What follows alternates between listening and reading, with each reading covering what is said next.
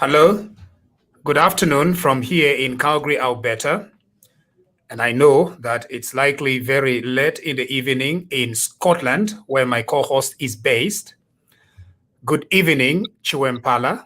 Chiwempala time is about 21:08. And of course, Chiwempala time applies to much of Central Africa. And so good evening and welcome to our broadcast today. General Chipakupaku, welcome. Good evening, Munsha. Good evening, Chiwempala. This is Scotland here. It's 20:08 in the evening. This is our summertime in Scotland. And tonight I want to say good evening to Chilubi people.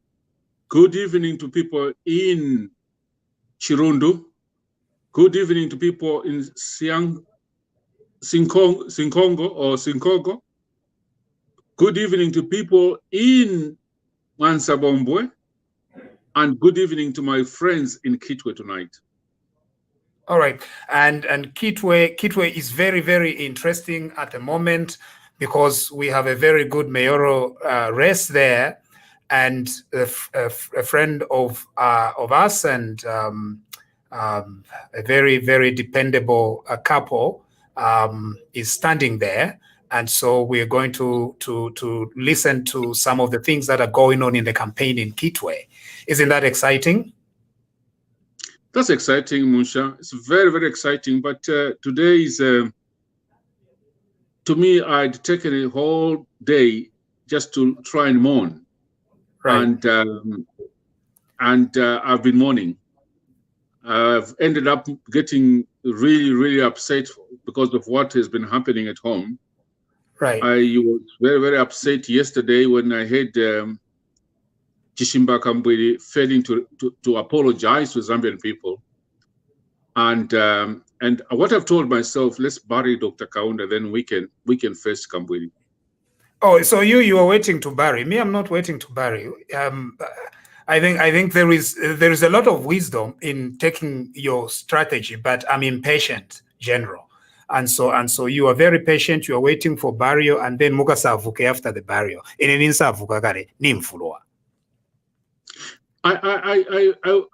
I do understand, Musha. For me, the whole day I've been looking at this handkerchief, and I saw people waving handkerchiefs. Mine is here, Kaundas handkerchief, signed by Dr. Kaunda.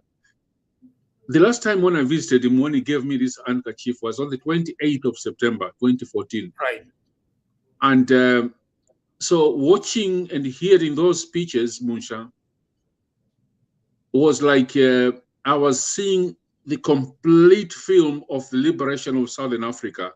I was seeing the bombings of Okameta. I was seeing the bombings of Kavalamanja. I was seeing the bombings of Western Province. All those speeches by people, Namibians, Zimbabweans, and Mozambicans, Angolans. I was seeing it was the faces of the people who fought those liberation wars, both the Zambian soldiers, the Zimbabwean soldiers, the Mozambican soldiers, the Angolan soldiers, Namibian soldiers, talking about liberation of, it was me seeing the preparations of the Namibians to go back home because they were in Lusaka. So the whole day I was watching that war, which raged in that region, Kaunda commanding, giving us instructions, bombings. It was the whole day listening to those speeches. That's what came into my mind. Right. So those speeches was a major reminder for me, Munsha, and our viewers. So we're going to go that because we do have two guests that we are going to explore the Kaunda story with us. That's Mr. Winegood Malunga and Mr. Greenwell Nurenda, also known as Ichimbusa Chenu Zambia. I think that's the Facebook name he goes by. Is in Chiwempala, and so we're going to go to them, and then they are going to help us explore the Kenneth Kaunda story. However, before we go there, I know that we still have a COVID-19 situation still outstanding, and so I'd like us to comment a little bit about that. But before we go further, some have been asking me about how they send stars. General, we are going to have a session where we actually explain to our listeners how they can send stars and how they can become partners of our broadcast. I think that will be good, and so we're going to do that. However, if on the like buttons, there is an extra button that says send stars. That's where you click. I think Facebook donates free buttons to to most of you, and then you've got to purchase others. And then you can also become like a regular supporter of the program. That would be good. Our target is about 100 supporters at the moment, but if we can shoot that goal, that will be good. Okay. So that is TV Bakwetu, and that's a little bit of what we need to say. So send stars, become a regular supporter so that we can be bringing this program for you regularly. Now, we are going to take some time at a later stage, maybe after the barrio, when we go back to our regular programming, so that we can explain the things that are in store for us as TV Bakwetu. However, the COVID situation, General, it's still pretty bad. It's still pretty bad. Eastern Province was at 43% positivity rate just a few days ago. We have lost several. My own aunt, my wife's aunt, passed on. We are not sure yet whether it's connected to COVID, but we are receiving several similar messages across the board. A lot of deaths. It's bad. It's bad, Musha. Right. I just wanted to say to Zambians, the message is simple. Keep away from crowds, mask up, right, and make sure that you follow those 5 golden rules. We are doing everything, Musha. We are fundraising tomorrow to try and get equipment, PPEs done. We are doing everything to sort out the issue of the oxygen. Our people are dying, Musha, because of oxygen. And having said so, I just want to acknowledge on this TV tonight, thank you to the Derby Zambia Association who have donated tonight, this afternoon, £1,000 towards the fund. Thank you so much, our colleagues in Derby, the Zambians in Derby, for donating 1,000. And I also wanted to let you know, Musha, that we are having a big appeal in Scotland. And with our friends in Scotland, the nurses and those who worked in Zambia, we are making a huge appeal on Monday. We're trying to look for a big donation to try and sort out the problem. What we need are oxygen cylinders, PPEs, and medicine. And I know that the biggest... Go ahead, please. So I got some information from a person on the ground. They lost their loved one because right at Levi Mwanawasa isolation center, there is no oxygen. There is no oxygen. And you are right. Our people are dying because of lack of oxygen. And so it's very sad. And in some cases, they are even having all the tubes in, and yet those tubes have no oxygen. That's pretty sad. And we are not sitting by and just ignoring this issue. We are encouraging our friends, our partners, and we as a TV Bakwetu, we have partnered with the Global Alliance of Zambian Healthcare Professionals, because that is the organization we believe is better suited and better equipped. They have got the infrastructure to receive the donations, to channel the donations, to procure the equipment, and deliver it to the needy points in Zambia. That's why they are the ones we are encouraging. We know that we are here and we talk too much, me and Vach Pakupaku. However, we did not want to pretend we can pull this off on our own. No. That's why there is a different organization that is equipped for this. And that's where we are directing our donations to go to. For those in America and those in Canada, it is a registered charitable organization. And so, in addition to helping our people in Zambia, you are also going to get a charitable tax donation, according to the founder, one of the founders, Dr. David Kashila, who is a physician, a specialist cardiologist, I think, in Ontario. And so because of that, we want to direct this help towards that website. We know that there are several other things that can be done in Zambia. And tomorrow, when we actually have this broadcast, where we are raising consciously money and fundraising for this initiative. We are going to tell you how you can help out if you are in Zambia. Very true, Musha. Our campaign in Scotland, we just titled it, Let Me Breathe. Let me breathe, because that's what is killing our people, oxygen. And so we are seriously asking our friends in Scotland that donate to the Let Me Breathe, but through the same channel. And the people in the UK, there's a lady called Likezo Masua, and a young man called Frank Saliki, and our lady who actually started the whole idea, Gloria Zimba, who are leading the UK campaign. And those who are in other countries like South Africa, we have teams there. Please get in touch with us, and we'll be very, very happy. Guys, whatever the politics in Zambia, our people come first. Whatever is happening with the politics in Zambia, our people come first. And for me, I was saying to somebody today, even if we fight and win the elections on the 12th, there's no point of winning elections when there's no country. Right. And if we don't do anything, we will lose thousands and thousands of people, if not millions. Yeah, and the numbers, of course, the numbers right now, the government is officially announcing about 70 deaths. You and me know that it's far more than that. The Lusaka city itself is telling us that they issued 1,000+ permits, and they are saying that there is an uptick in the permits for burial. So we know whatever they do, that whatever the government does with counting the deaths, but it's being undercounted as far as COVID is concerned. It's an emergency, and we are going to do everything that we can. As far as vaccines are concerned, government should again take the forefront. And by government, we are not just talking about permanent secretaries. Again, we go back to leadership. I have a lot to say about leadership today, and stay tuned, because for me, General is waiting for burial. So in my address later on today, I'm going to just put the things as it is. Okay? If you are going to agree, that's fine. If you don't agree, I don't care. But I'm going to explain exactly the pain that I feel about how this government has mishandled everything. So I'm going to be dealing with that. The deaths, Munsha, are higher. The community deaths or the bodies brought in dead in Lusaka are more. So this number of 73 or 50, whatever it is not true.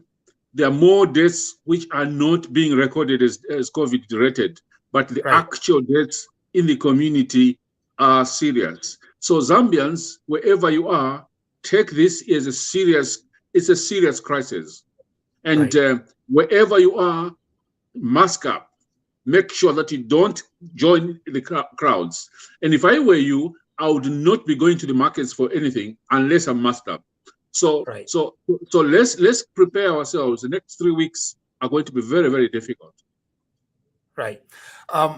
I do see that we have several holidays coming up, and maybe it could give us an opportunity to stay indoors and not mix up a lot. Maybe that will help slow down the spread.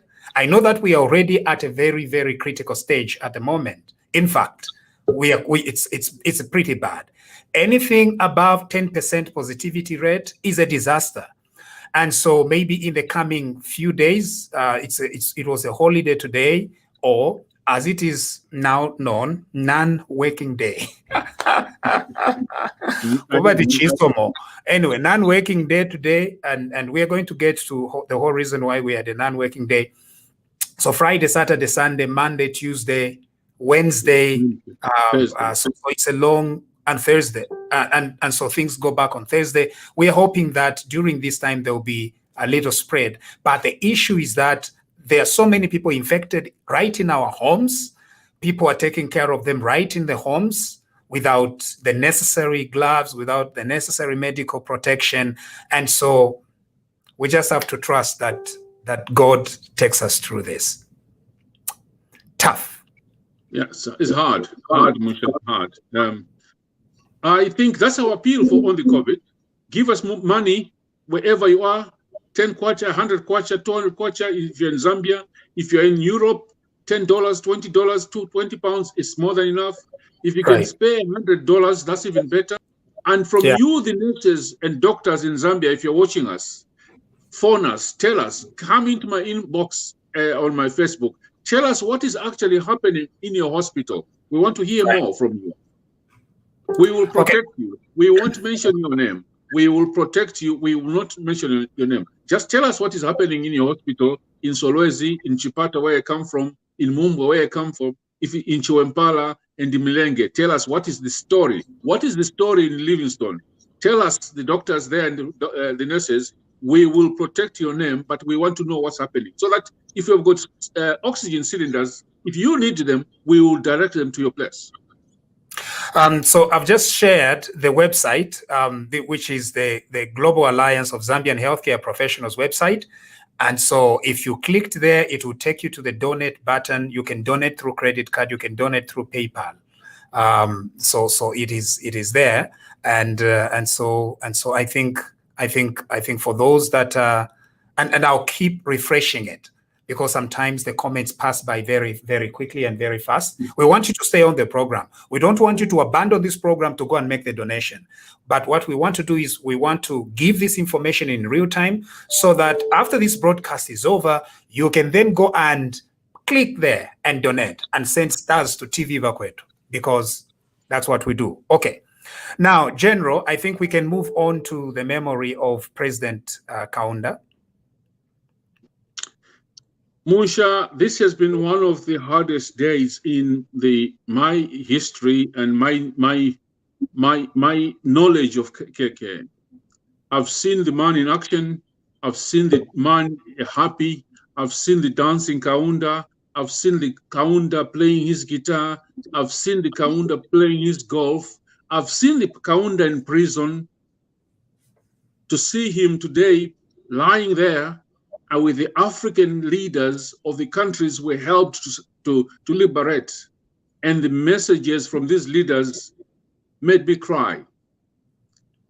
The messages, they are important messages. I think one of the messages which touched me was from the bishop himself. The bishop who actually said, love, peace, unity is what Kenneth David Bosizia Kaunda is all about. Love your neighbor as you love yourself.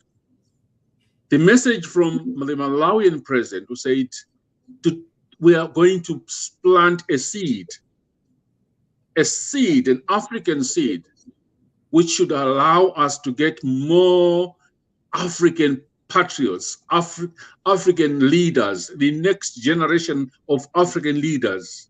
We're planting a seed next week, ladies and gentlemen. Those messages touched me. To hear the president of Namibia saying he was escorted to the airport to go and start a new country called Namibia. I remember that day very well. To hear Baroness Scotland and the minister saying in 1979, the Commonwealth Conference in Lusaka, I remember that conference very well, where Smith was becoming arrogant, but Kaunda, Obasanjo, Julius Nyerere all worked together to convince Margaret Thatcher to get independence of Zimbabwe. To hear the president of Mozambique made me cry, because the Portuguese pulled out in 1974. General, we flew to Mozambique. Please introduce Mr. Malunga. I wanted to just finish up with your picture before, as you say that. I just want him to be on the camera, please. Okay. I just wanted to say one person who knows KK very well is my brother Waigen Malunga. This man is from Feira. I fought my battles with Rhodesians in Feira, but Malunga knows Kaunda very, very well. And tonight I wanted to, as I was reflecting about the whole day, I wanted to hear what my brother thinks about today, about what he heard today. My brother, Malunga, good evening and welcome to Bakwetu. Hi there. Good evening. The network is playing around this time on my side, but I don't know if you can hear me clearly or see me clearly. But it We can will hear often you. sometimes disappear, as if you are in a drum. We are You can hearing you hear loud me? and clear. Yes, loud and clear, Malunga. My question is, I've just tried to introduce the story of the Liberation War, the Kaunda I know. What General, I had interrupted you Oh my when you were goodness. talking of the countries. So all I wanted was Mr. Malunga It's like to be someone is clear. playing a piano.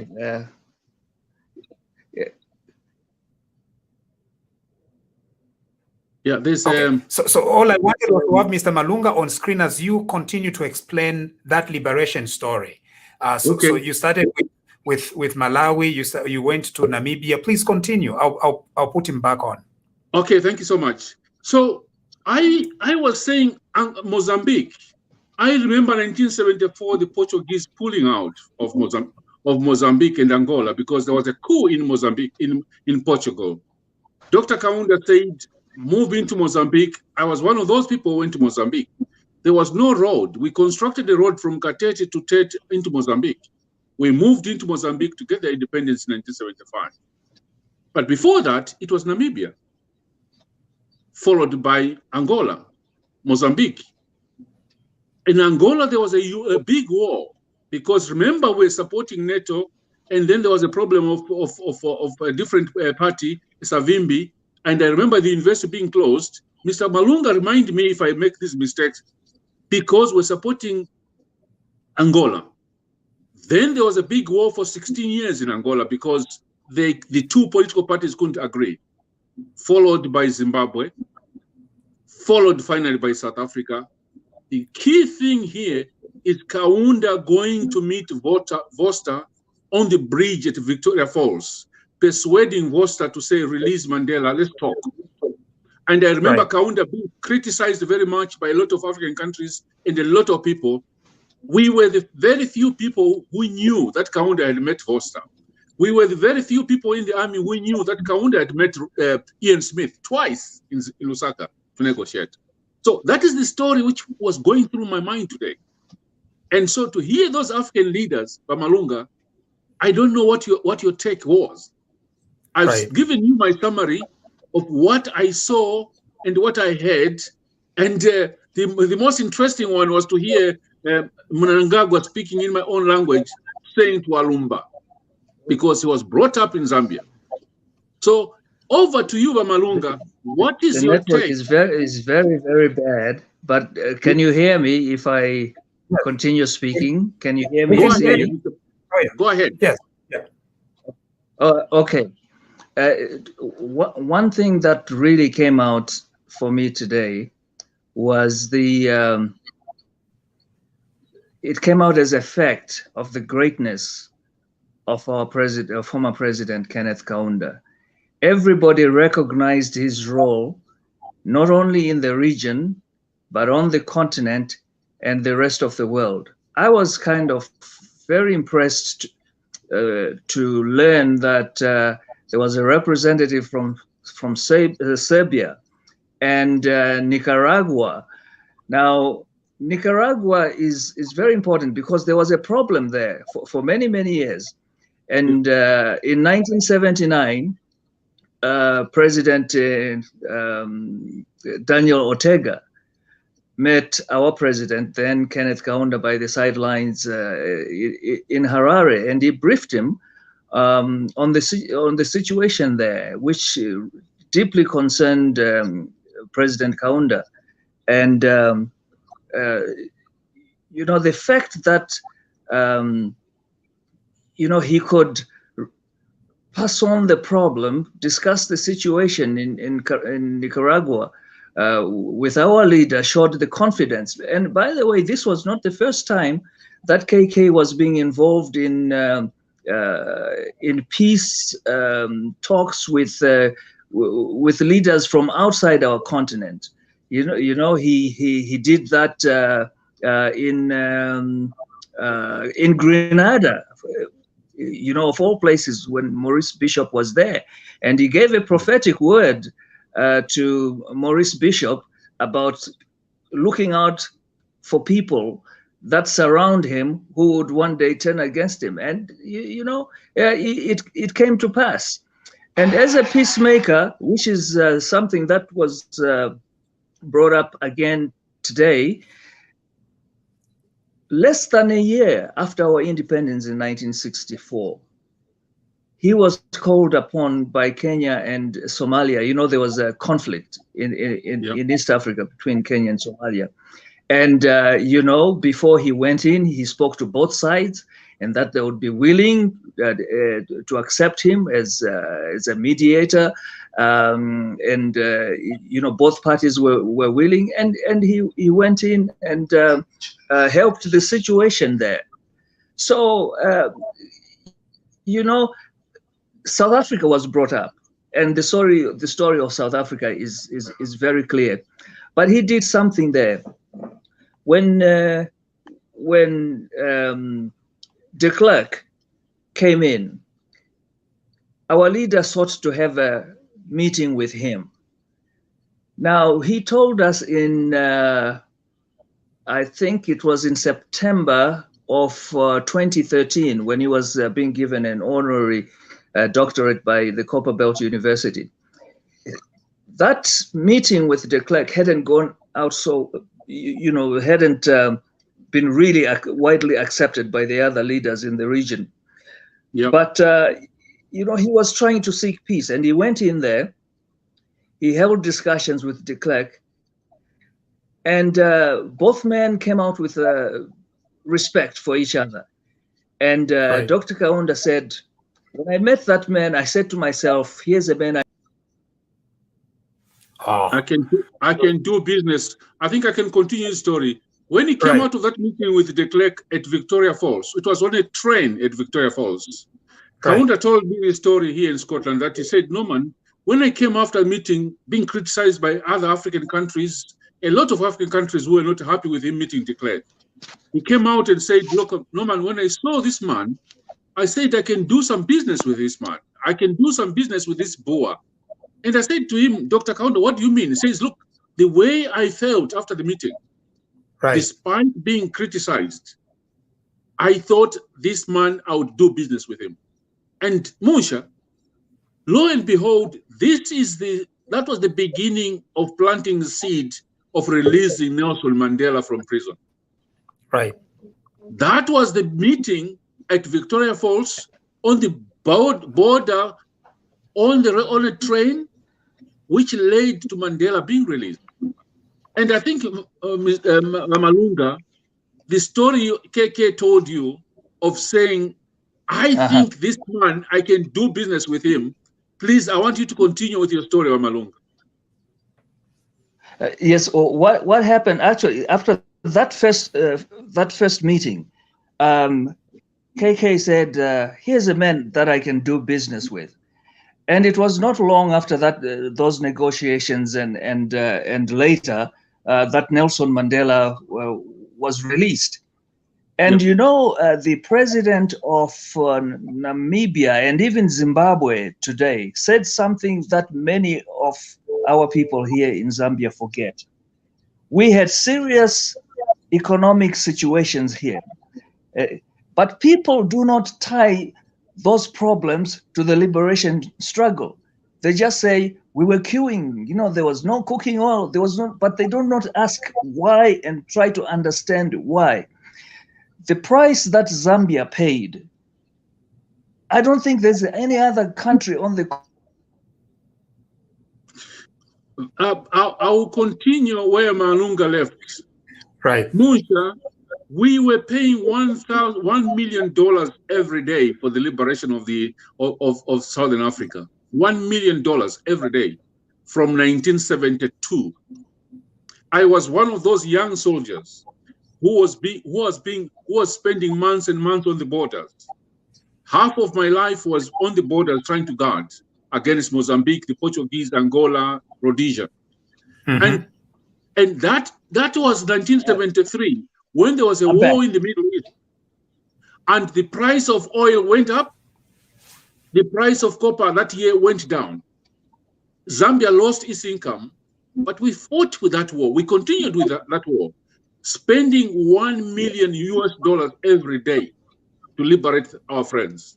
But Malunga, I think that's what you were trying to say. Am I right? Yes, and my friend, who is an investigative journalist, he's based in Namibia. His name is Wanda Guchu. He's a Zimbabwean.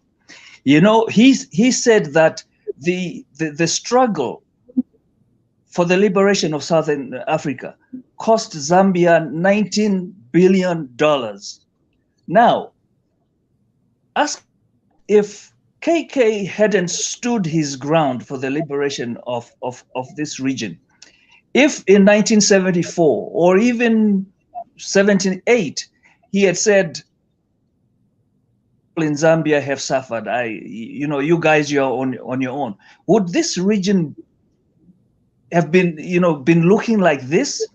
What would have happened to Mozambique, Namibia, Rhodesia, now Zimbabwe, to South Africa? And people, you know, do not tie the cost of our problems in that area. I've heard people say Zambia was the same as Singapore, and now look where Singapore is.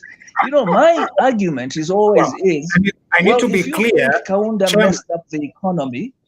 Chairman He's been Malunga, gone for 13 years, for 30 years from the office. Why aren't we like Singapore today? Why aren't we like Singapore? You see, I just need to declare when Eastern that Europe began to break up, there just was war there in Estonia.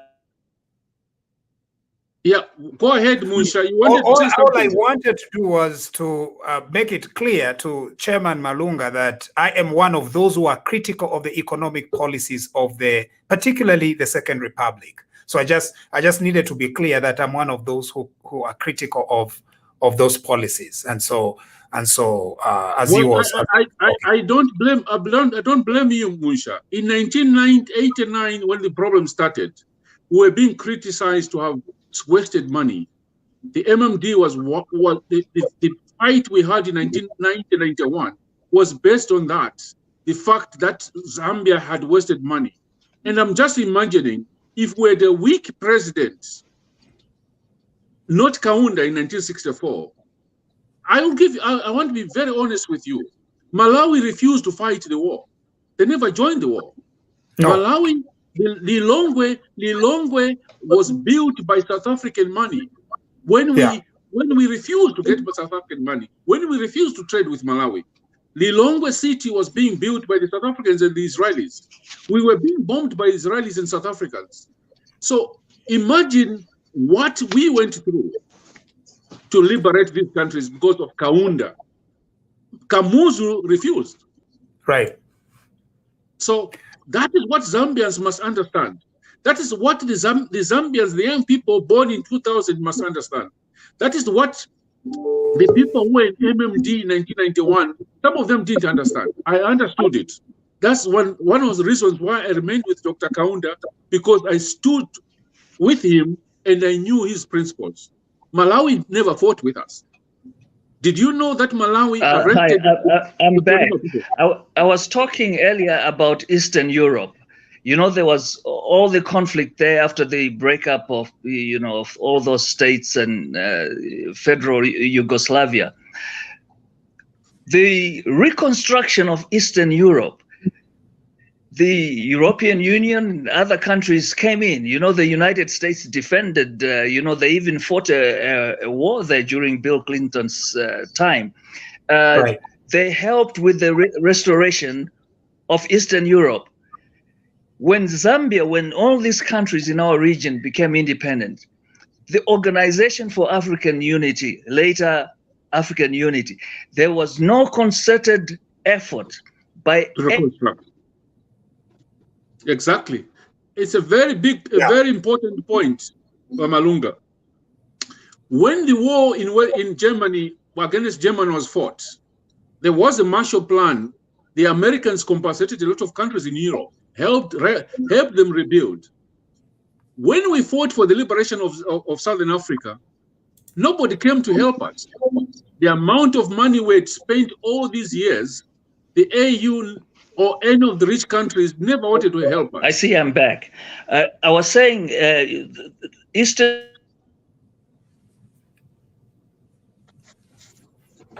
All right. Yeah, I think there's a problem. We have an issue with Kitwe. With Kitwe.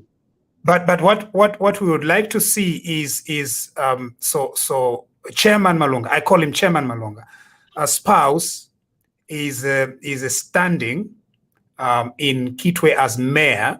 General, do you have any information about that? Well, she's standing as mayor, and she's doing a very good campaign so far, Mrs. Malunga, Grace Malunga, and I think she's going to be a very good mayor because she understands. First of all, the husband understands the history of Zambia very well, right? And there's a committed couple. They know what they're talking about. Mr. Malunga used to work for some of the best companies in Zambia during this First Republic and Second Republic. He's an American-trained gentleman, very, very, very committed to Zambia as a patriot. So right. Those who are in Kitwe, please, I would love you to support that lady. But let's stick to the story of Kaunda, Munsha. Right. I know we have got a problem with my brother Malunga. So the story is what you heard today from the presidents of those countries should make you proud to be a Zambian. And the fact that they traveled when they know that Zambia's positivity rates is quite high is just amazing for COVID, right? But they still traveled. That's tremendous risk. Traveling to Zambia in that way is tremendous risk. So they came. For Malawi has a complicated relationship with Kenneth Kaunda. And in my opinion, President Chakwera also has a complicated relationship with Kaunda because as a successor of the Malawian Congress Party, which is Kamuzu Banda's party, they had a different take on the liberation struggle. Yeah. And so I have my own theory that Kamuzu Banda was anti-Kaunda because he may have thought that Kaunda had a much more legitimate claim to providing leadership to Southern Africa, including Malawi, than he did. That's just what I think, because I can't just find why the Malawian Congress Party and Kamuzu Banda were so, what do you call it? Not cruel, but they were just unconcerned with what was going on, the leadership that Kaunda was trying to provide for Southern Africa. That is quite confusing. I worked in Malawi for 6 years, and I caused a controversy one time at a government meeting, a conference, where I stood up and told them, actually, you guys, you should not be celebrating having brought in the liberation of Southern Africa. We did. Malawi, you didn't contribute. They were very, very upset with me. But I gave them facts. They arrested the freedom fighters, and they never helped us. And Kamuzu Banda even tried to close the border with Mozambique. But when it came to the celebrations of South Africa, they were the first ones to celebrate. Do you understand why? Because Malawi was supplying cheap labor to Malawi. Those of you you are old enough, you remember what we used to call Wenela. They used to sign an agreement that they supply the cheap labor to the South African mines. The South African mine companies would give Malawi some money. It was like modern slavery. Okay, here's another complication, General. Now, even if the Malawian government's position was like that, the Malawian diaspora played a huge role in liberation, right? Like the huge diaspora, Malawian diaspora we had in Zambia. Me, I don't beat around the bush regarding the contribution of the Malawian diaspora in Zambia, the Nyasalanders. Yep. They made immense contribution to Zambia. In fact, it can be seen with just Kenneth Kaunda himself. In fact, as we were taking Kenneth Kaunda's body across the provinces, he should have also been taken to Livingstonia Mission in Malawi. So it is tremendous contribution. So even when the Malawian diaspora is making so much contribution to Southern Africa, the Malawian government was unconcerned. Kamuzu Banda was unconcerned. And right. The people who don't understand what happened was those who were supporting the liberation wars in Malawi ended up leaving Malawi. I don't want to be controversial now and mention a name which will bring controversy of one gentleman who came to Zambia, a lawyer, and ended up having a daughter who became very big in Zambia. Right. These were sort of people who were opposing Kamuzu Banda. And because they could not remain in Malawi, they ended up going out to Zimbabwe, to Zambia, and right. they contributed in their way. Right. Some of these people were against this Wenel of selling cheap labor to South Africa. And remember, the other thing is that we were very close to China, who were helping us during liberation wars. Malawi was close to Taiwan, which was being supported by the Americans. Malawi was close to Israel. We were not. We had no embassy in Israel during Dr. Kaunda's time. Israel only became our friends because of FTJ. That's when we had the first embassy in Israel. Let's talk about what you felt today, Musha. I want us to go to Greenwell. What does Greenwell think from the speeches? So Greenwell is on the ground in Chile. Yeah. Good evening, Council. Good evening, General.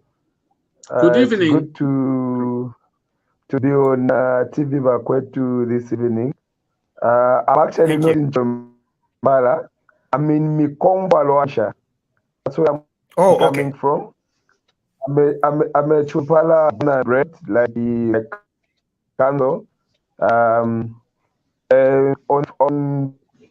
Dr. Kaunda, I perspective. I was born in the days when, or in the years, the lectures in which Dr. Kaunda was in the rain, according to history. If you look at yeah. The line is quite bad from both Malunga and Mr. Nirenda. Yeah, we are having serious difficulties. Okay. Yeah. So I think let's continue, Musha. I just wish Malunga, my brother Malunga, could come in, because Malunga would supplement some of the little knowledge I have, and to tell us exactly what he got out of the speeches. So, Malunga, I've tried to cover the historical perspective of Kaunda's role as a peacemaker and Kaunda's role as a liberator. And so what message did you get from the biggest take you got from the speeches today?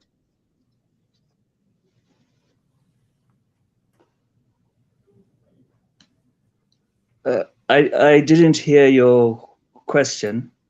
I was saying, in your absence, I covered the role we played, Kaunda's role as a peacemaker, and all the good things he did.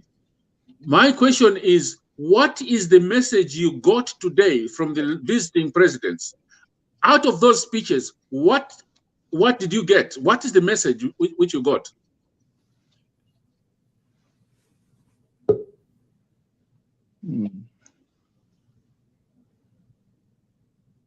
No, I think we have issues. Okay, so we're going to continue here. So it's amazing that the story now.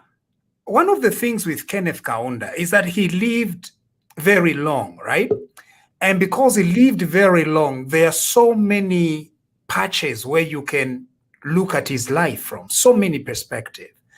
His childhood at Luwa, growing up at Luwa, from a missionary father who works with the missionaries, with the white missionaries, has access to education.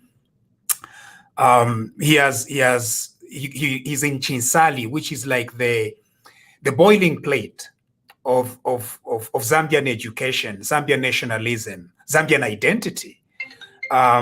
because what is happening in Chinsali is that there are so many people coming and converging in Chinsali and becoming Bemba. They come, they become subjects of either Chief Nkula or any other chiefs, and they become Bemba. And so he grows up, he then gets involved in politics, he gets involved as an educator. He has friends, childhood friends, who he grows up with, and they go into politics together. And then, of course, he has a very difficult friend known as Alice Mlenga Lenchina, who goes and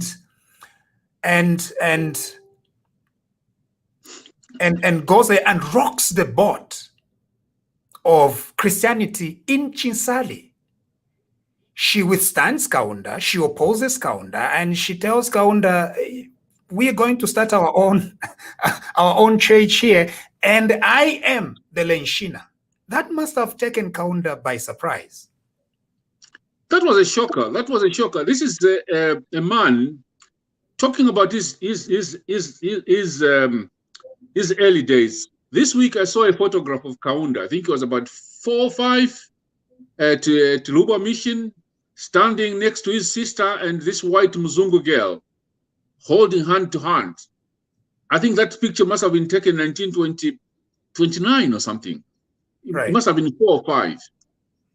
And the missionaries, remember where these missionaries were coming from? These were the Church of Scotland missionaries coming to Malawi, establishing the mission, the first mission in Malawi, and coming into Zambia. No, their microphones are not good. Sorry, viewers, about that. So the issue here is the influence he got from the missionaries. Then comes Linchina, who wants to rock the boat and fight, go against what the missionaries were teaching him. This was a church being started by a Zambian, an African woman, and wants to oppose the government. And the early years of the Zambian government, that was a big problem. That was one of the biggest tests for Kaunda's leadership. And the Linchina story, a lot of young people don't understand it. But it's still, I think it's too complicated. You see, because yes, Kaunda was good, Kaunda was great, but we look back and think, could he have responded differently over Linchina or something like that? But he managed, he succeeded in neutralizing her, where she comes to Lusaka and she becomes an ordinary marketeer. Her church, so the Linchina movement, the Lumpa movement, grows and its diaspora spreads into Congo, into Mokambo, into an area near Lubumbashi. They're still existing as a church. And in Malawi as well, among the Tumbukas. And yet, here is Linchina, an ordinary marketeer in Lusaka. Wow. And you know, a lot of Zambians don't understand the political history, and that's why I always tell them that the Linchina story and the Linchina politics still surfaces up to now. Right. And some political parties still link, even Mr. Sata, he one time was leaning himself to the Linchina movement. So we know that happened. Is whether he should have handled the Linchina story differently, that's a different story. Right. But it happened. And there's some people who really didn't like Kaunda because of the Linchina story. I remember one person who told me, you don't know anything about Zambia until you side with the Linchina story. I said, look, it's part of our history. I cannot run away. Whether we should have done it better, whether the army should have done a different story, that's a different story. It's just like anybody who says what Rupia Banda did in Western Province, whether it's was the right thing. History will write itself one day. But the Linchina story was a big story. Let's move on to this man, becomes a teacher. Okay. And so yeah. Go ahead, Misha. So Kenneth Kaunda then becomes a teacher, and at that time I think he's already met. Now, I need to be sensitive here. there is Panji's elder sister who went and sought asylum in South Africa. But anyway, Catherine Kaunda. Is she still living? Do you know anything about that, General? Yes, I'll not go too much into the family. I just want to clear the Catherine. I've never met her. I've never met her at all. But I've heard a lot of stories about her. And, you know, that's one question which I never had the chance to ask KK. Probably I'll ask Panji now. But I've heard a lot of stories. She sought asylum in South Africa during the Chiluba regime. And she was granted asylum, yeah. Yeah, those are stories, some of the stories which I wish the time I was with KK here, I wish I'd asked him that question, because I've heard a lot of stories, and I think I'll raise the question with Panji. But I think let's continue with this story of this man. So then he becomes a teacher, and he's still working with his friends. He gets imprisoned. There are issues with the dissatisfaction of Africans. One of the things with Kaunda is he was a very good opportunist, so to speak. He was able to read the mood and act on it. When he saw that the African National Congress was not radical enough to motivate the country into majority rule, he decided to go his own way. Well, there are those stories between him, the different leadership styles between him and Nkumbula. Right. Nkumbula was one person who had his own style. Right. And Kaunda had his own style. Right. And that was the major difference. But whatever happened ended up having a different political party being formed. Kaunda is sent to prison. His friend Mainza Chona takes over. He continues with the story. Kaunda is released. Then they negotiate for the independence. Remember the story of coming to Lancaster House here in the UK to negotiate for independence. Independence is elections are held. UNIP fails to win power. ANC fails to win power. The White Party fails to win power. Nkumbula says, no, let's work together to bring independence. And those like Chishimba Kambwiru, who doesn't know the history, that's how Nkumbula did not think of the tribe. He did not think of anything. He thought of Zambia first. When they had the elections of 1963, 62, 63, to form ANC and UNIP forming a government, to form the first cabinet. Okay. General, I have a different perspective. I think Nkumbula did have reservations, particularly about Simon Kapwepwe, in my opinion. I think if it were Kapwepwe who was leading UNIP, Nkumbula could not have compromised with Kapwepwe to proceed into independence. The reason why Nkumbula decided, in my opinion, to try and say, yes, let's advance this, it's because he probably thought that Kaunda was better suited, had the temperament, had the tribally balanced mind, which Kapwepwe lacked. This is what we talk about all the time. No, Simon Mwansa Kapwepwe is a very, very controversial figure. Not controversial. He was a firebrand. He was clear. It was Bemba. It was Bembas, and everybody else was going to do what the Bemba and Konko wanted. And so I think having Kaunda as leader of UNIP softened the spot for Nkumbula to compromise, and then they come together under the Choma Declaration to say that they are going to support each other. Well, there were a lot of issues with Kapwepwe. The whole issue of looking at Kaunda as not real Zambian, not real Bemba, which continued up to 1970, up to when they formed UPP, up to the story of Chiluba coming in. It was Kaunda is not a Zambian. That's why they wanted to deport him. So that was the beginning. Nkumbula did not trust Kapwepwe. And remember, we had people here now like Mainza Chona. You had people now like Ruben Kamanga. You had people like Chitandika Kamanga, Ruben Chitandika Kamanga. You had people like Grey Zulu coming in, being, looking to be better and closer to Kaunda. Why? Because people like Chitandika and Grey Zulu were from the Eastern Province. So that's why the Umozi Kumawa started coming in as well. I think one of the so let me then get another angle, and it's the Luapula angle with Sylvester Chisembele. Chisembele. Now, Sylvester Chisembele had organized. In fact, Kaunda could not even trust the Chinsali, right?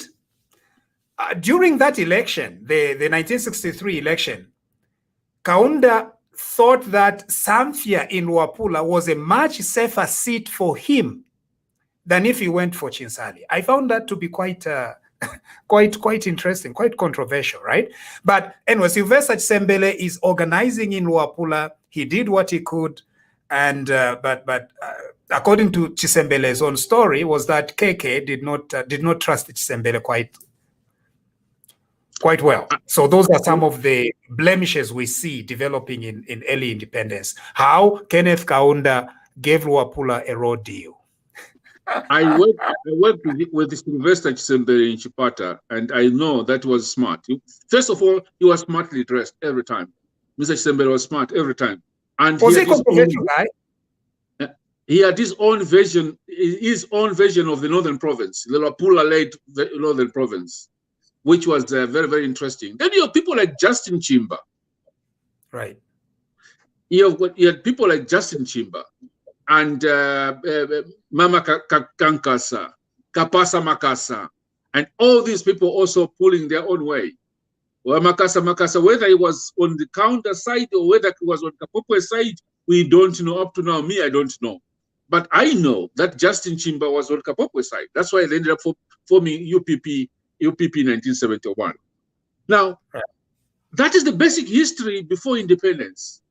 I think let's look at Kaunda, the liberator and the fighter. Why did Kaunda differ from Kamuzu Banda? Why did Kaunda and Nyerere become one? Why did Nyerere and Kaunda, and then later on Samora Machel come in, and then Mugabe? First of all, that's frontline states.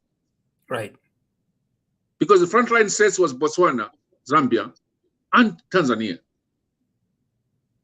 Right. And for them to stand the pressure of South Africa, those of us who were serving in the army knew South Africa had nuclear arms that time. They had jets, they had everything. Rhodesia also had everything. Rhodesia was still being supplied weapons by the American and by the British. Right. The British were still supplying arms to Rhodesia until 1979 when Margaret Thatcher came for the conference.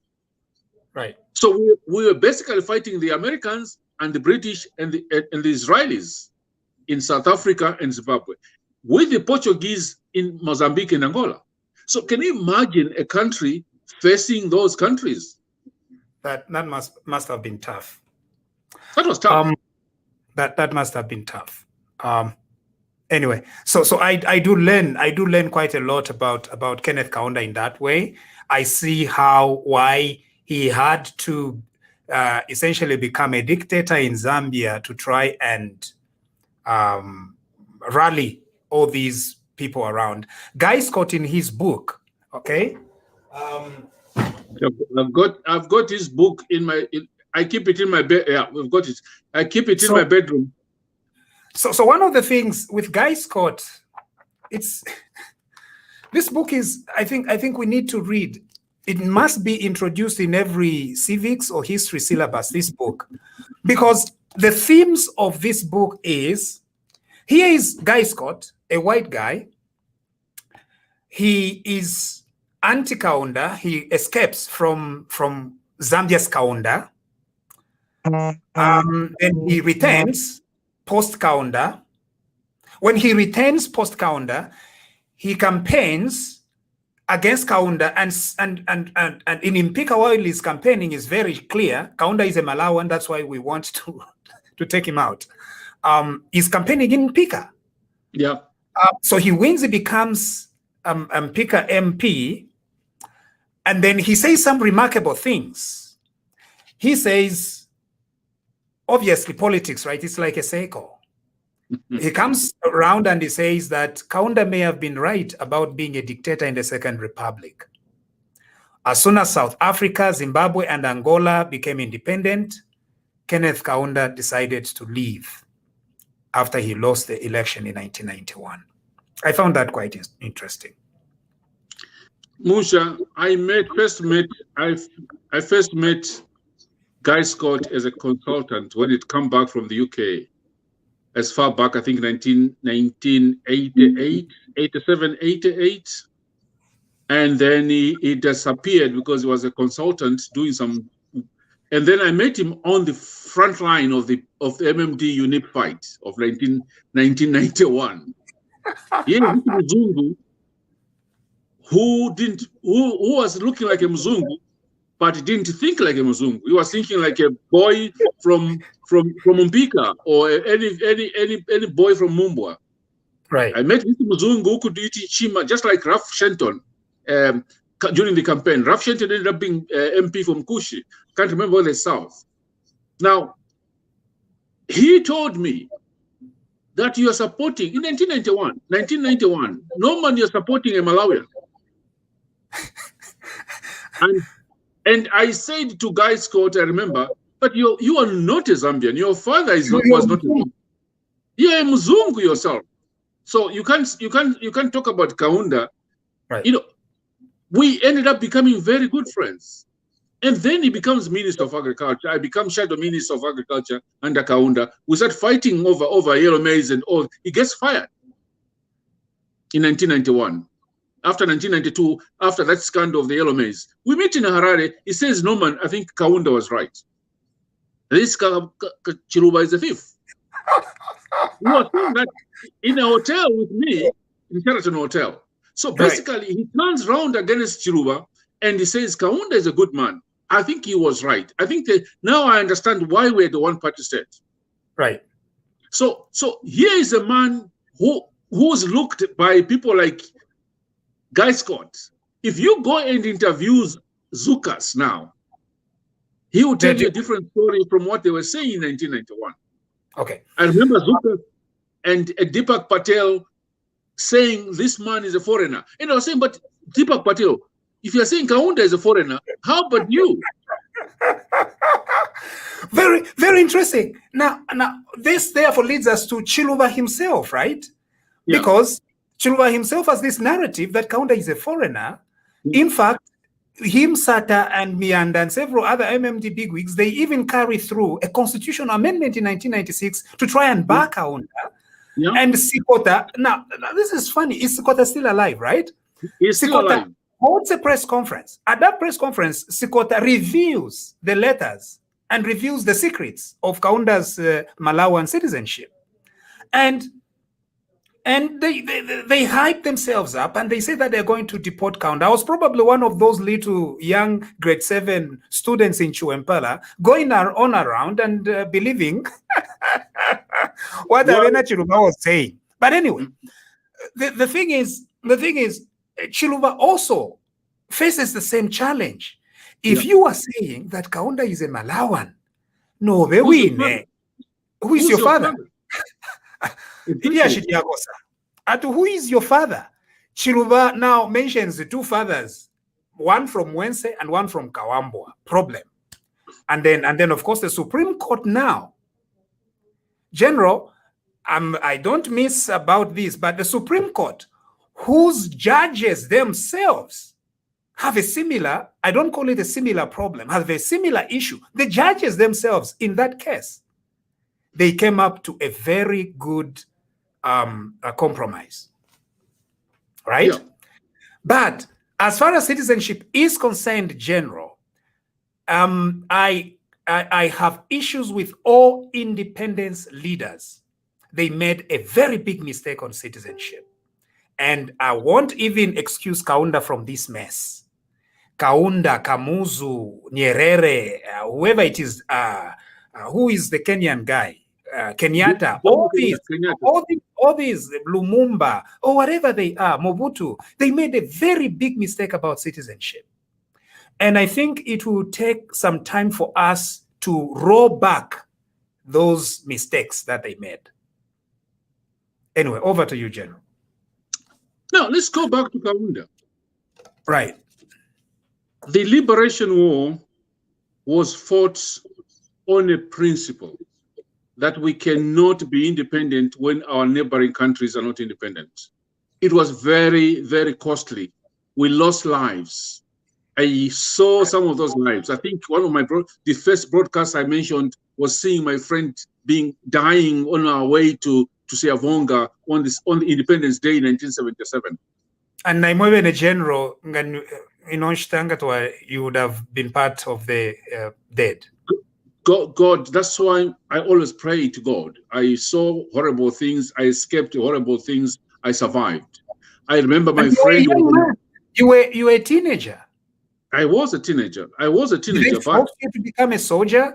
Which teenager goes to become a soldier? Or did they force you? You just decided to become a soldier? You know, you're growing up in Mumbwa, 16-year-old, and you're a soldier. I joined the army because I wanted to join the army.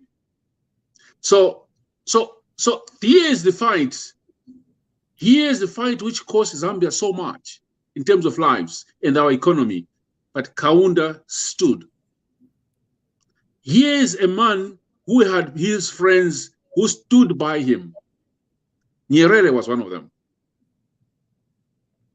I remember that day when Nyerere came to force Kaunda to eat in Mkobeko. He said, Kaunda, we fought for the liberation of the independence. Now you're out of power. Now you're in jail. I want you to eat. These politics are just politics. I want you to eat your food. Now, a lot of our young people don't understand. And that brings me to what happened today. I thought today would have been a very good day to hear those stories from these African leaders and tell our children to say, this is what your country has done. Let's bury this man next week. Let's be proud. But there is a message here from all the African leaders. Unite. Unite, Zambians, unite. Because we did unite to fight Rhodesia, to fight Mozambique, Angola, and South Africa. We were united people. Kaunda brought us together under the Choman Declaration because the politics were becoming dirty before 1973-72. The Mozi Kumawa, Kapwepe's group, and everybody, the day of 5th of February 1968, Kaunda resigned because of Kapwepe, who said, I want to take over because this is my country. This is not your country. Okay. Now, I thought today was going to be a good day for the president of Zambia to say, Zambians, hear the story of this man. Be proud. Wherever you go in Africa, say KK, everybody will open doors for you. But he messed it up. He messed it up by refusing to invite Guy Scott, by refusing to invite HH, by trying to politicize the funeral. You know what really made me mad was to see the picture of KK around a green, deliberate. It was all PF green. Zambia has got its national colors. We should have used these colors. But it was deliberate to make it green, green, green, green, PF. Green is part of our national colors. So my question is, why refuse to take advantage of this day to unite the country?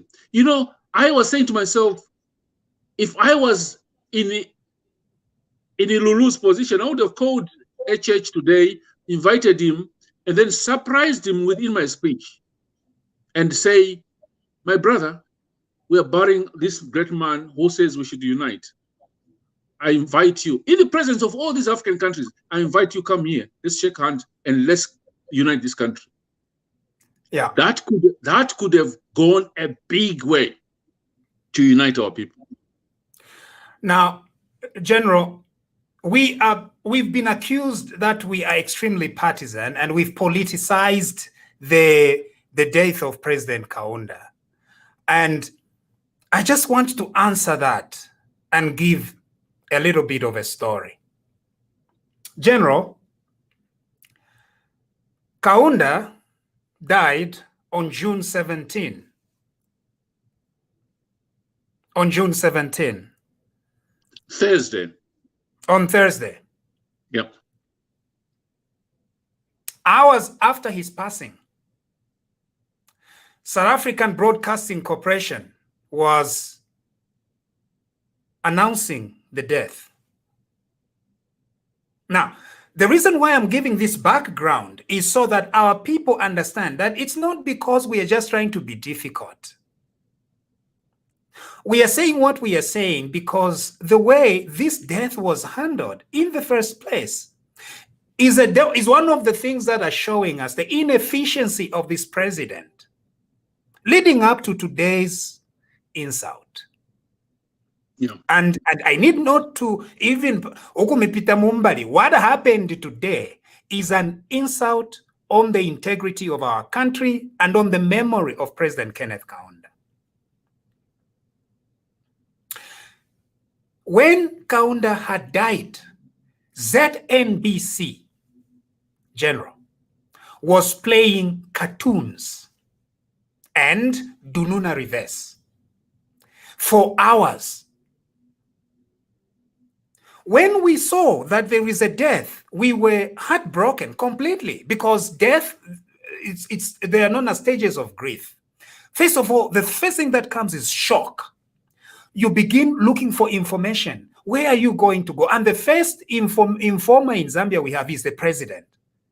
This is a matter of social media. We went to the president's page. We were asking, people were asking on President Lungu's page, what has happened? Have you heard that Kaunda now? For Imwevo, Zambians were the ones who were typing on President Lungu's page, Linchina Bachita post, flagging of maize in Kaoma. 1 hour passed, 2 hours passed, 3 hours passed. People went to ZNBC. Nabashtamba ZNBC. They did not see no announcements. ZNBC cartoons and Dununa Reverse. We came here on this little TV, Bakwetu. You and me, General. We mourned the passing of President Kaunda. We allowed an opportunity for Zambians, ordinary Zambians, to come on the air and express their profound sorrow. There was no word from President Lungu. Later in the evening, hours after the death had happened, they then sent a secretary to the cabinet. The secretary to the cabinet announced the passing of this very important figure. That was not right. It will never be right. And I know that you guys want to go over it. I can never fathom how that was possible. General, it did not end there. Now, fast forward to the moving of the body. They say that they are going to move the body. Okay, fine.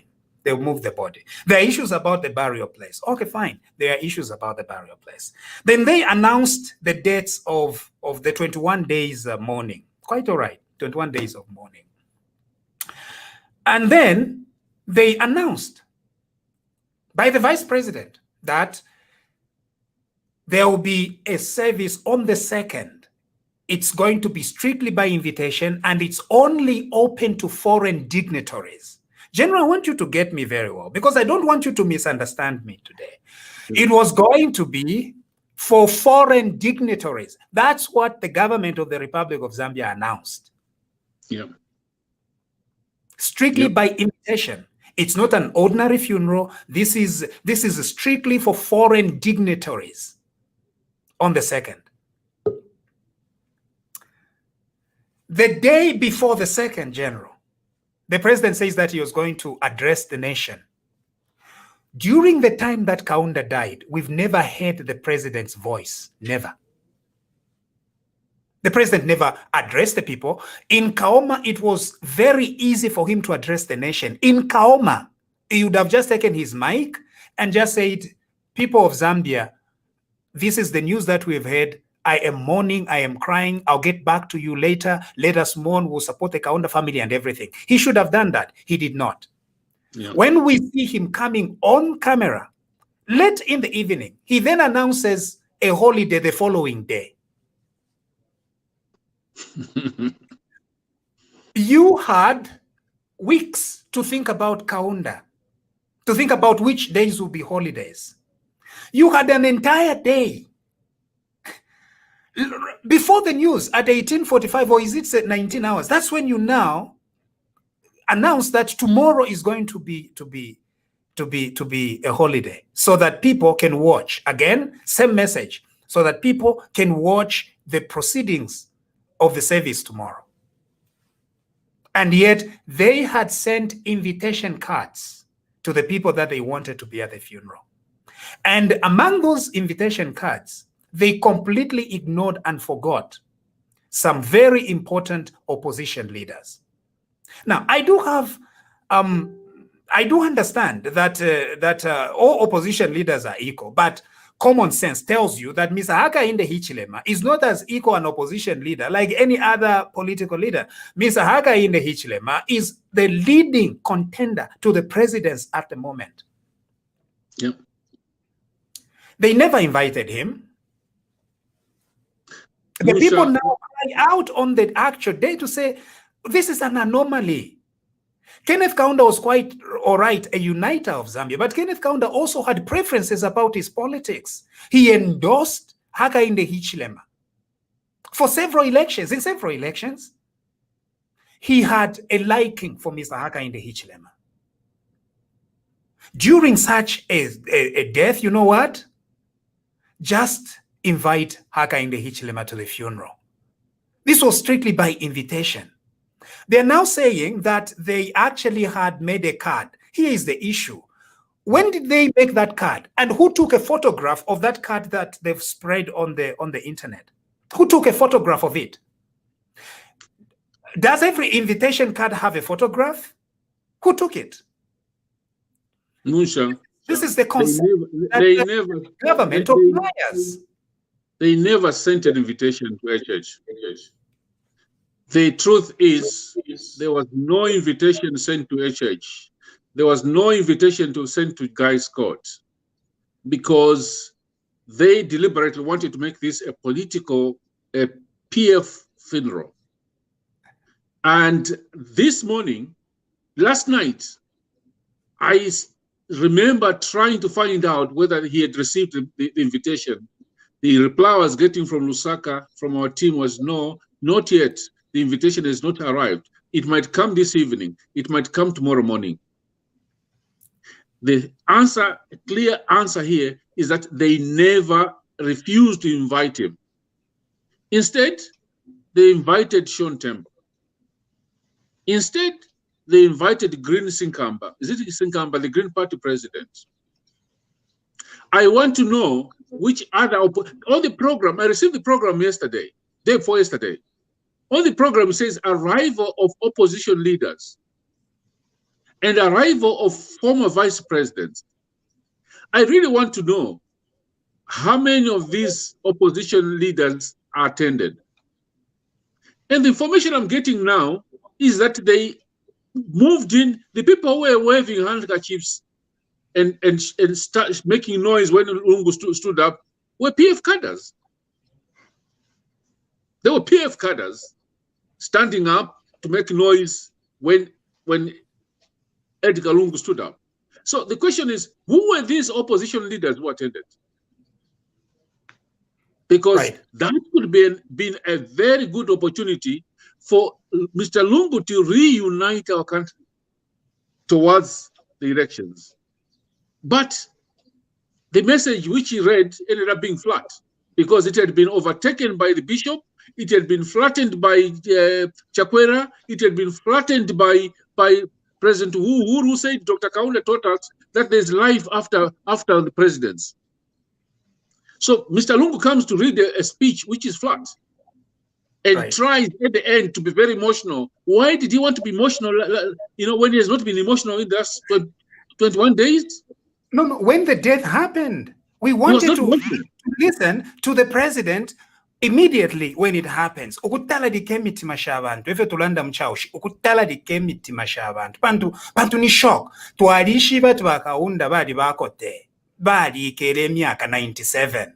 But when a death happens nangu mukote wa msango shani kulabo mutima wakalipa lesali basunga up to 97 bishuko nomba imitima shesu shali kalipa Kaunda aya, because all this time we were okay, feeling, oh, we are okay, tulina ba Kaunda. But when he died, it was a shock. That is when we needed to hear from President Lungu. We were not demanding for a lot. All we needed was take a mic from ZNBC and say, President Kaunda has passed on. I'll get back to you. I'm heartbroken. I'm outbroken with you as a people. And instruct ZNBC to immediately begin playing the Kenneth Kaunda story. I'm not, in fact, going to believe this idea that ZNBC deliberately chose to ignore Kaunda. ZNBC would never ignore Kenneth David Kaunda. Never. It was Lungu who ignored, who told them, Muyati nikapopalia. Now, I don't want all this thing of saying that Atulashika, what General is saying here, Tiota Tulashika. General has sound words after Bashika. I'm going to say it today. It is embarrassing how President Lungu has behaved in this. How can ZNBC, the footage that South African Broadcasting Corporation was playing, comes from our studios in Lusaka? How can they not just go and press? Now, any speech yamaka, bachta press pakobati, we begin remembering Kenneth Kaunda Pajapene. Elo number days later, Balungu, Basensele, Chijakawa. This is unacceptable. Now, on HH, it is completely unacceptable and embarrassing. Look at what we were supposed to be doing today, remembering Kenneth Kaunda. Now, what is it that is being discussed? An invitation to Hakainde Hichilema. This is what is now become the story. Wushe ububuteko mwebo chisomo. Muletu eba chifo tulesho basana balungu. Nomba mwebo. Umuntu utontonkanya bwino no kuteke chalo bwino. Efi achitefi. Ichiriro chakwa Kaunda. Chisangu kenomba chibe ni cho chise na abantu. This is not right. Yeah. Because Hakainde Hichilema ngamlemu fuaya, ukwekara. Na ine kutumwanje bati munsha tufuaire Hakainde Hichilema. Nangunjikala ku Canada. I can locate Hakainde Hichilema. Namutwalira card of invitation. Njebero okubale kuita kabye. Elo nicho no mutende alikwata Hakainde Hichilema. Pantunga ninena ali Hakainde Hichilema. Ngana achia njebera renshu tatumone. Nicho wa mutende tafuaya fyongo.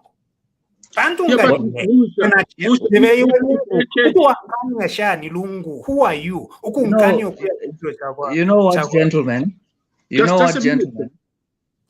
One of the things that this country needs desperately is to click on the reset button so that, we start afresh, as one people.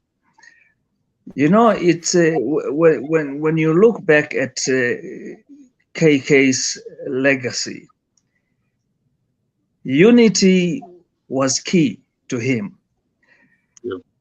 We spoke about the coalition government before independence, and you also spoke about the Choma Declaration.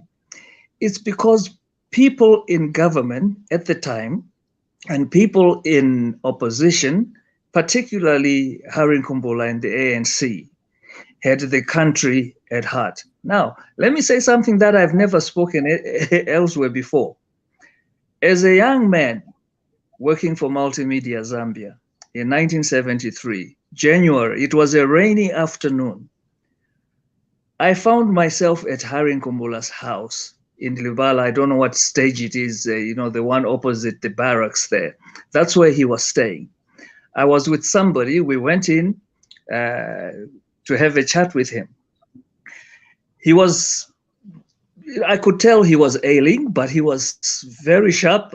He was wearing a black overcoat like the ones you guys in London or Scotland wear when it's freezing. And occasionally he had to run to the bathroom, and quite a few times. I spoke to him.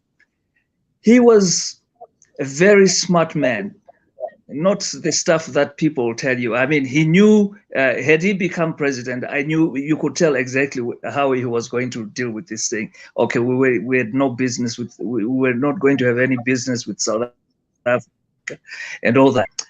But one thing that I learned from him that day was that the introduction of the one-party state was not just a thing. There were so many things involved in there. There were negotiations pre-Choma. And he himself said that the country came first because he had been briefed on the reasons why it was necessary.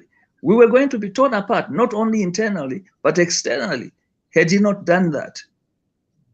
So we need to learn to talk to each other. We need to differ with decency. That's key. You can't go shouting at people and calling people names and they expect to have a unified country. No way. It doesn't work that way. So Zambia needs a reset. People need to get along. And this is the message the man that has left us has been preaching since 1964. You were talking about the problems he had with Linchina and all that. The internet was breaking, but I could hear. It was not the only problem that he had. He had a problem with the Jehovah's Witness as well. And I think it was in that, you remember that? Yeah. Oh, yes. Remember 1972, yes. Jehovah's Witnesses. And we also had the Jehovah's Witnesses from Malawi being thrown out. It was just difficult doing. Yeah. So what happened? He went on television Zambia at the time in 1966, because they were causing problems, especially in the Eastern Province. And he told them, and he told us, they are watching the tower and I'm watching them. I've never forgotten that great quote. He said, they're watching the tower and I'm watching them. Yes, great pun. But you see, here's another trademark of the man. He knew the times to address his people. Exactly. Yes, he knew, which is why he went on radio and television for interviews with journalists. He used to write in the Times of, from the Northern Times to the Times of Zambia, and I have copies of all that. He did things openly. He didn't hide anything. If he was sick, he would be told President Kaunda is in the university teaching hospital, for a flu or for his annual medical checkup and things like that. So he was clear on everything. He was a great communicator. That's one thing we must never forget. He knew when to communicate. In 1963, he addressed a rally in Kampala, and the key message there was on the evils of tribalism. The entire rally, he never did things behind people's back. The talks, you remember about the Vorster story, the Dear Mr. Vorster letters, where South Africa wanted to pin him on, to embarrass him. And so, what they didn't know is that KK was sharing the correspondence with Nyerere, and they knew what was going on, which is why I have copies of those letters, which is why Scott Awina then, released the letters and embarrassed those people. So I think, we need to communicate better with our people. You see, your people in the opposition are not your enemies. They're just people with a different view on how to deal with certain issues. They just have their own view. So we respect them. If we are going to argue about it, let's have a debate with distance, with decency. What we need to avoid is this divisive and toxic rhetoric that we are listening to now. That's wrong. You know, you can't function like that in the 21st century. You know, that's not the Zambia, you know, we want. That's who we are. So then how are they spinning this? Why are they saying, what are they saying about Hakainde Hichilema not attending today's funeral? They are saying that they sent the invitation and HH refused to attend, which is a lie. The truth is that HH never received the invitation. If he had received the invitation, he would have he would have been there. He never. And if he had gone there without an invitation, again, they were going to embarrass him. They were going to say he is trying to force himself into an event where he's not invited. What they really didn't want was they didn't want him to be there. And there's going to be trouble next week. Because whether they like it or not, HH is going for Kaunda's burial. That I can tell you. I don't think he would have stayed away had he been invited. I think he's a decent human being, and he would show up to pay his respects. So they failed to locate him? No, it was a deliberate thing. They didn't want him to go there because it's just political. The whole game, the whole thing, Munsha and our viewers, was to hijack Kaunda's funeral into a PF campaign rally supported if by. If they found Woman Lusambo and they found Chishimba Kambwiri, they can find HH. Yes, if they can find Sean Tembo and Sinkala, they can find HH. They should find HH. And I wonder. Go ahead, Mr. Malunga. Well, if they knew where to find him when they raided his house, surely, you know, it's a foregone conclusion that anybody would find the place. If the disabled people who were sent a few years ago to his home to protest could find the place, anybody could, you know, can find the place really. So you know, this is a bad spin, really, really bad spin. But I think that when this period, you know, sort of dies down, we're going to hear more about this whole issue. What happened? Who did what? When did they do what? We're going to hear more. That's what I think. People will begin to. Chairman, I'm not even looking forward to any of that. For me, it's very clear. It's very clear. So why should I hear anything? It's President Nibalungu. Everything rise and falls on him. I'm sorry. That's what it is. Yeah. I don't even want to complicate the commission of inquiry into why ZNBC did what it did. ZNBC has the tapes, for goodness sake. So who told them? Who instructed ZNBC not to play the tapes? And you know what? That day. That particular day, by the time I was getting home, I had already received calls from SABC. How they located me, I don't know. SABC wanted me on. I had you know, by 19 hours, I was having interviews, radio interviews with the radio stations in Namibia, some in South Africa. You know, I had a newspaper from East Africa. You know, all that was happening, and here on our own, you really had to monitor other television stations, you know, on internet or satellite television. Someone tells me that that we are just being difficult. No, we're not. We're not, Musha. We're not difficult. The thing is that people don't want to hear the truth, and I think Mr. Lungu doesn't want to hear the truth. The truth is we have no leadership. And we've had no leadership at a very wrong time. You know, we should be burying this man as a united country, because I know the theme of the Kaunda family. I know the theme of Kaunda's, you know, his wish for his funeral. It's love, it's peace, it's unity. Am I right, Malunga? Yes, you're very right, and you know it's something that we spoke about all the time. Every visit I made there, you know, that would come out. Prayer was the other thing he talked about. You know, my young man.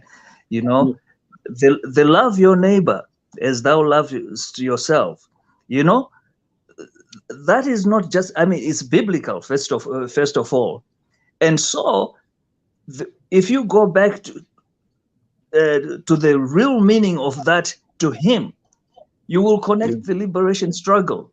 You know, you will connect peace talks, you know, shuttling between, you know, Morocco and Libya and Algeria to try to sort out the Western Sahara problem. You will think of Arafat coming here trying to you know, discuss the Middle East situation, and you'll think of Somalia, which I spoke about earlier. You'll think of South Africa, and all of this. You cannot love yourself and not love your neighbor. So who's your neighbor? Your neighbor is the person with a funny name, you know, in a hut, in a palace. That's your neighbor, and that was his message, and that was what he was trying to get us to understand. Yeah, you know, and we need a revival in this country for people to come together. This is a great country, and there are people who really love this country so much. You know, we all love our country, and we want the best for it. And the number one thing is to recognize. So the other thing is the question of memory. I just want to address that in a few minutes. The question of memory. Our country has not done very well in terms of memory because for some reason, I don't know why, but we've not done very well. So, yeah, so there are issues there. Chiluba did not do very well with memory. That's why we have very few institutions that help us to remember. I think, okay, of course, he continued with the Chilenje House. Quite all right. He himself, I know you have different views of Chiluba, but he himself was extreme. Apart from his flashy dressing, Chiluba was a very reserved person. In my opinion, he did not name anything after himself. There is a school, one or two schools. And other than that, he has not embedded his memory into institutions. The Chiluba tried to rename the airport after Kapwepwe and after a thing that was defeated at the university. He tried to do that, but that was the first bill that Chiluba, where Chiluba was defeated. And then Sata, of course, came and just said, I'm going to name these things after Kaunda. And I think the mood had changed, and Sata managed. The Memorial Park, Mwanawasa dies, and we bury him at that, what we are calling Presidential Memorial Park, which I must be very honest here. It's a very small piece of land that is undeserving of being a Presidential Memorial Park. So we've buried 3 already because apparently people have this tendency of dying. To la foi. Chairman. Well, before the chairman comes in, before Malunga comes in, when we lost power in 1991, I was close to the old man. Chiluba and these people didn't want anything to do with Kaunda, anything to do with the UNIP. We had planned that government complex was supposed to be Freedom House, which was going to have the history of our country. But they said they took it over. No, because you use the government plan. Let's not go there. Yeah, they didn't want anything to do with Kaunda. I remember I was in Chipata, there was a David Kaunda Stadium there. They didn't want it to be called David Kaunda Stadium. They wanted to erase the memory of anything to do with Kaunda and UNIP. But Malunga, what is your thought about that? We need Kaunda's memory, you know, and today you heard it from the visiting African heads of states. Today, you hear the story of Kaunda from the, I sent a message to Panji during this. I said, Panji, if I were you, I would take these speeches and put them into a book. In 2014, I was involved in the preparations for KK's 90th birthday. And I did a lot of research. I had problems. That's when I learned that most of the historical documents and photographs and all that had actually been destroyed. Yeah, the family didn't have any. With the work, the amount of work that I did, spending days and long hours in various places digging up information, I ended up even providing, the last time I was at the National Archives, I had to give them some of the stuff that I had. They didn't have. They burned Kaunda's records in 1991. They did burn. Yeah. One of the things which I wanted was a photograph of Kaunda in uniform. You will never find that you burnt all of them. There is no picture of Kaunda in uniform? No, Very that's few. why we can't see any, hey? Very few. I ended up finding them, in military uniform, in police uniform, at Lilai and so forth. Which messes up that people now who were party to destroying those things are now looking for them, and they, after doing all the hard work, they want stuff from me. You two have a history with them. What,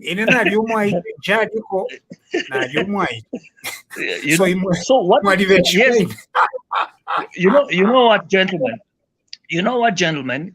In 2013, I started thinking of what, State Crown Council is talking about there. I wrote a letter to the Copperbelt University.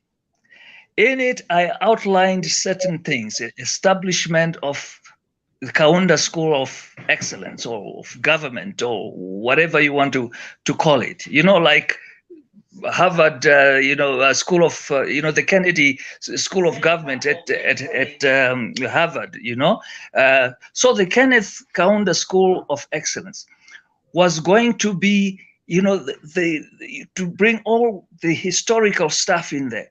You have annual lectures with invited guests from, various parts of Africa and even the world. You would house the presidential library there with all the stuff for research fellows and so forth. And, they were so excited about it. And then it all went quiet. Then I wrote to another institution. They were so excited about it. They went quiet. I even outlined, I said, I will help you with the ideas, from my marketing background. I said, we can package this and put it together. And, it never happened. When the Minister of Higher Education, John Peary, came to the Copperbelt University for the doctorate that I'd earlier talked about, the honorary doctorate for Dr. Kaunda, he made some promises there.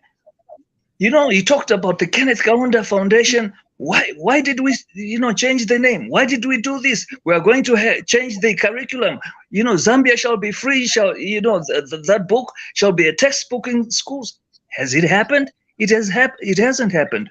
We talk too much. If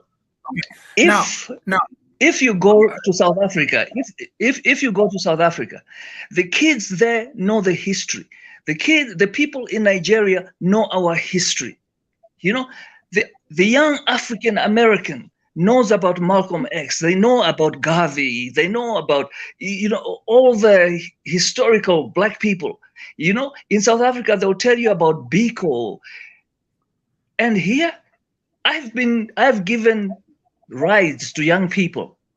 They think that, all this stuff that so-called unprecedented development that you're seeing now was from 1991. They don't know that City Market, for example, that was a unique project. Intercity bus stop, the Great North Road, the dual carriageway, the factories and, all over the place. They don't know that because that was a history That was eclipsed because Now, somebody didn't want them to know. Thank you, Chairman. Now, we've come up with a suggestion here that the state should refrain from insisting on burying Kenneth Kaunda at that presidential, so-called presidential park. It's too small. There is no dignity there. I'm sorry. There is no dignity there. So can they consider burying him at his home, probably? So that they can transform his house into a museum, which can be run by 3 institutions. It can be run by the Kaunda family, GRZ, and other partners like the South Africa's ANC, because Kaunda's story and the ANC are intertwined. You will never get Kaunda's story away from the ANC, and so if they did that, I think that can work. His house can be a museum. You people that have his story can go there and help out, and I think it can receive funding because it's part of our story. Instead of that barrier site, I don't think there is dignity there. I'm sorry. I am privy to some information, but I don't think it would be right for me to say anything. It's better it comes from directly from the family. But I know, because it's something that we talked about.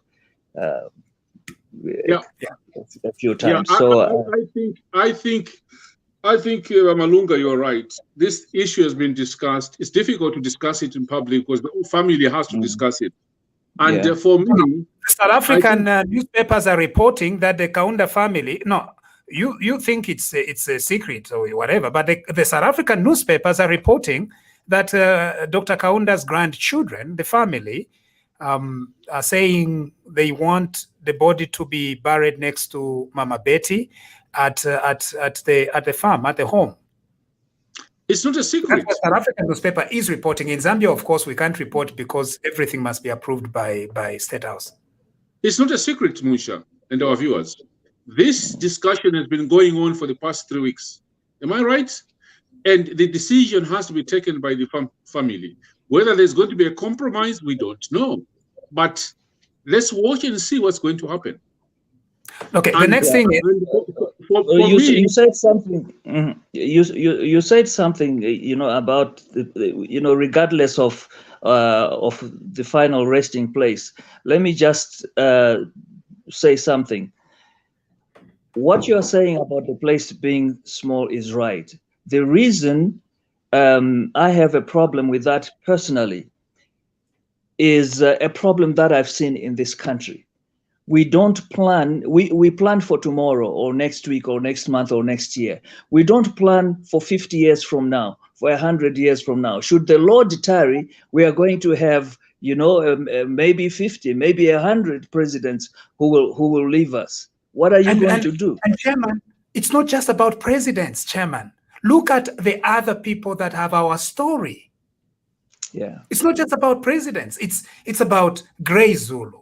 It's about Malimba Majeke. It's about Kebi Msogozwane. I know these are long gone, but Nalumino Mundia, Nevas Mumba, all these people that have a story and a connection to the state.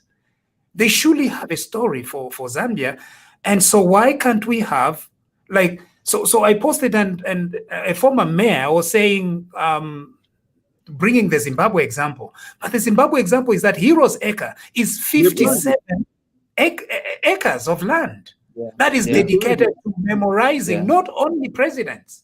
Yes, and they planned for it when Mugabe was still strong and was not fainting, but they planned. They saw it and said, we are going to reserve 57 acres of land to remember our heroes. Yeah, well, we didn't plan, Musha. We didn't plan. And as the Malunga is saying, everything is done haphazardly. We don't plan. We do things as they happen. And this might cause a lot of problems. It's going to cause a lot of problems because there will be more deaths. That place is small. And for me, I made my view very, very clear. Kaunda should be buried next to his wife.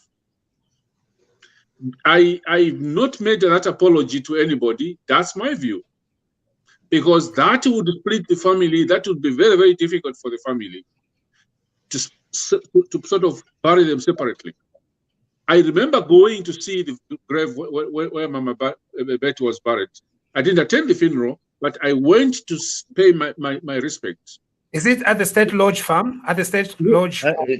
It's just a few meters from the house. You know, about 25 meters from the house, and you know, it's a beautiful place. There's a bench there where you can sit and you know, reflect. I used to do that quite a bit with the old men. You know, so yeah. There's a bench there. I sat on that bench before he gave me this handkerchief. I sat there with him. So I think it makes sense. It makes sense, but the question is, will Mr. Lunga and this government think about it? Will they accept what? But why do they want to crowd them in that heritage? So they want to fill that up with Kaunda, so that they, when their time comes to die, they're going to get better places, because no one else is going to be buried there. Arabi is not. Once you take Kaunda there, Arabi is not going to go there. Neither is Lungu. I'm sorry, or the upcoming president who may die. You know, because we die. We are humans. So what is the game plan there? You know, let them just go and bury him at his State Lodge house, turn it into a museum, and let the foundation run that place for the benefit of the Kaunda family, Kaunda legacy, and we are peaceful. If they want to die, they can then be buried at the Embassy Park, no problem. But I think Kenneth Kaunda should be buried at his lodge, at his State Lodge house. Well, that's my view. That's my view. I made it very, very clear on the 17th when the old man died, 17th of June. And I just like Malunga, I cannot discuss what I've been discussing with the families. I think that will be unacceptable. And let's wait and see what is going to happen. What I can only assure you is that whatever is going to happen, HH is going to be there for the burial of the old man. Right. He's going to be there. Whether PF like it or not, HH is going to be there, because what we saw today is a mess. That was not a way of uniting our people. And during President Kaunda's actual burial, HH is going to be there, because he wants to go and pay his respect. And today, to me, the exciting part was to hear the history from the visiting African presidents. And that's why it reminded me, it was like a film. I could see the war, I could see the Mozambican war, I could see the story of Angola, I could see the bombings in Kavalamanja. Yeah. I could see them. I could see the bombings in Kavalamanja. I could see the bombings in Kameta. Those were from Katete. Exactly. And you know, General Masheke led a contingent of Tanzanian, Zambian, and Mozambican forces there when the Portuguese, you know, began to accelerate the war. He says he told me that the president, you know, called him up, and you know, he asked him about that, and he said, you know, that I will do. You know, if I die there, then my blood, you know, would have I would have died doing what I long to do, and yeah. So people like General Mivenge, Benjamin Mivenge. Yes, my cousin General Tom Farah. I mean, those are the guys that could get into Parirenyatwa Hospital in Salisbury to rescue. You know, people like Tom Farah. People, you know, the whole story today reminded me of people like Tom Farah, General Muvenge, General Zuze. You know, all these people who fought very hard for our country, Thank you. For those that can partner with TV Bakwetu, please do so by subscribing. by subscribing, it just means that you actually pay a subscription to our TV channel. And then those that need to send stars, please do so. It's been great here with Mr. Winegood Malunga, the chair. Thank you so much for sharing with us the story of Kenneth Kaunda. General Thanks a lot. To co-host this program with you. It's been a pleasure, Misha. It has been a pleasure. It's a special day for me, a special day to hear those speeches by the president, the foreign president, summed my day for Kaundas' legacy. Well, by the way, before we wind off, I want to say, you know, my dissertation is on Zambia's foreign policy, a historical study of President Kaunda's foreign policy and its impact on global affairs. So those heads of state and government who came today provided me with a wealth of information. Exactly. I'm grateful. There's one piece there which I didn't hear, was the non-aligned movement in Israel. Do you remember we watched the non-aligned conference in Zambia? Yes, we did, and I have in some of my documents, you know, all the comments about KK from, you know, the kings and the heads of state and all kinds of people on that conference. But were you not surprised that you only heard from the British government? There was nothing from the Chinese, our friends from the Chinese. It was strange. Very strange. I'm not surprised. But I was very surprised. I was really surprised. But you know, China has never forgotten, in real terms, what KK did with, you know, in support of the One China policy. We were instrumental in getting China back into the United States, into the United Nations. You know, we were instrumental. And by the way, when President Kaunda visited China for the first time, and it's recorded in their annals in Beijing, 2 million people lined up the streets from the airport, you know, just to welcome this African head of state, and never has any head of state been received by, you know, such a number of people in China. Thank you. That ought to make Zambians Thank you proud. very much. We've got to go now. We hope that TV Bakwetu is going to be part of that memory, of remembering our stories as Zambia, because we are making this story, we are reading this story, we are talking about it, but we are also recording it and memorializing it. Thank you very much for coming. I think, Mucha, we would talk the whole night with my brother Malunga. We would talk of Yugoslavia, Tito. We would talk of Cuba. We would talk of all these countries. That man was just great. He was something. For me, you know, if you want to talk about Kenneth Kaunda with me, put like 3 or 4 hours. Okay, thank you. So that's the Tiendes Pamosi song, and we are signing off now. Thank you very much for joining us. God bless you, and God bless our country. Tiende Pamosi. Tiende Pamosi, Zambia, Tiende Pamosi. Right.